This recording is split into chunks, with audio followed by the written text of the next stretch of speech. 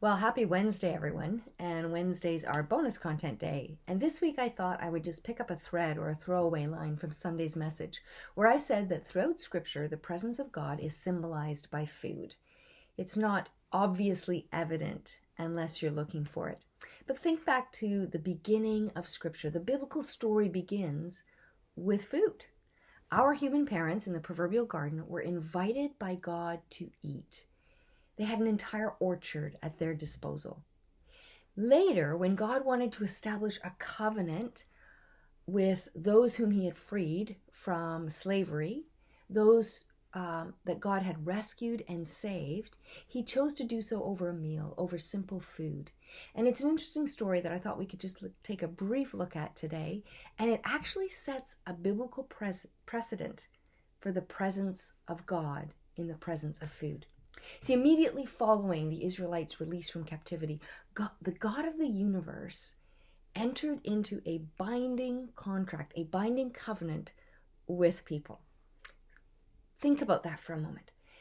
God esteems humanity enough to bind God's self in contract with us, in covenant, in promise with us. In other words, God's saying, I'm going to hold myself accountable to you. And God bound God's name and his reputation to people. I'm not sure I would have done that. God drew up an agreement outlining the expectations. And this was the early Bronze Age. This is the way things were done. God always stoops to our current situation and our cultural condition. And the primary expectation of this covenant was simply loyalty, just an undivided heart. Not perfection, but an undivided heart, not unlike the marriage covenant. And in turn, God promised to be their provider or their protector. And God gave this covenant to Moses, their leader, and he took it to the people for their approval. And overwhelmingly, they agreed, saying, yes, we will do everything the Lord has commanded. We like this covenant. We're signing on. This is a great deal. Now, it doesn't take them long to renege on the deal, but initially they agreed that this was a good deal. So Moses goes back up the mountain and to seal this deal, and God invites Moses to bring up his aides and his ministers and his basically those on the leadership team with him. And this is what it says in Exodus 24. He says, then Moses and Aaron, Nadab and Abihu, and 70 elders of Israel went up, and they saw Israel's God. Under God's feet, there was what looked like a floor of lapis lazuli tiles, dazzling pure like the sky. Now, I'm not sure what lapis lazuli is. I'm not a tiler, but it sounds very, very expensive. God didn't harm the Israelite leaders, though they looked at God, and they ate and they drank. Now, the reason the author says God didn't harm them is because also in Exodus, it says that no one can see God and live. And here they experienced something of God that convinced them that they were indeed in the presence of God, that they were looking on the divine, or rather that God was in their presence. And at the completion of this covenant meeting, what does the text say they did? How did they seal the deal? Did they do it with worship or dancing or singing or taking up an offering or prayer? No. It says they saw God and they ate and drank. This covenant which bound God to God's people, which tasked Israel as God's representatives to the world, was sealed with food, the most basic human need. It was sealed with a meal in the presence of God. Now, if you've spent any time in church, you have been influenced by some kind of faith tradition. That's not a bad thing. It just gives you a lens through which you read Scripture and through which you come to the Lord's table or communion. And there's so many layers to the communion table. There's nuances and implications. Even the names that we give it. Communion, something you do in community. Eucharist means Thanksgiving. The Lord's table means it's Jesus' table, not ours.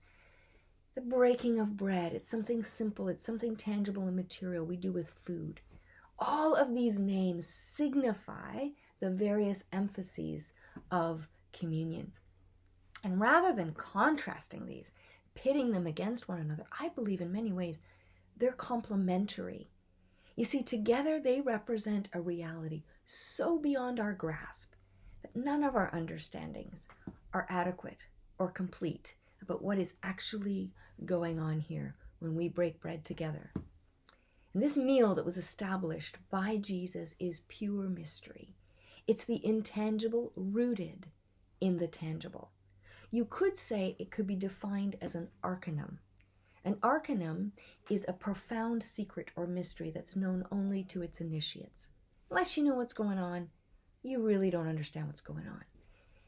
It's also a many-layered symbol or mystery of a strange reality. Mysterious in that it is always true, but not obviously evident. You see, in the presence of a symbol, words are secondary. Think about it.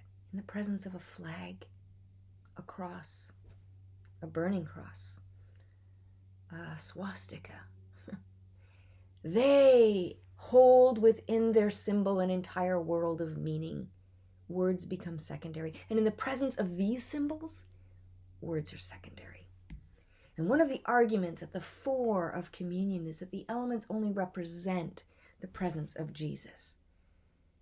But the burning question, is Jesus really present? Is God's presence real? Is it actual or spiritual? Is Christ present? And if so, how? And what could material symbols have to do with spiritual realities?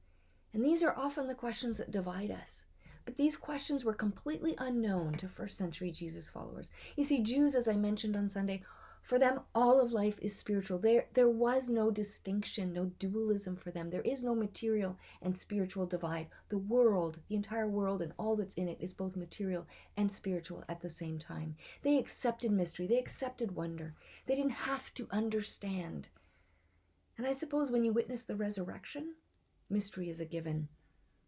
The communion table, the Lord's table, was birthed from within the most symbolic of all of Israel's meals, the Passover. And that's a whole other bonus content. And so we ask ourselves, might the Lord's table be a place, not the only place, but a place of encounter where the actual presence of Christ is experienced? A place of God's choosing for God's presence to be experienced, perhaps even for the first time. The precedent is there in Scripture. Communion merges the symbol and the real, and I hope that the next time that we come together to celebrate communion, when we eat a simple wafer and a thimble of juice, that we will be wowed by the reality of God present to us in the simplicity of food and the mystery of eating of Christ, and in the eating, becoming. Have a great week, Lakeside.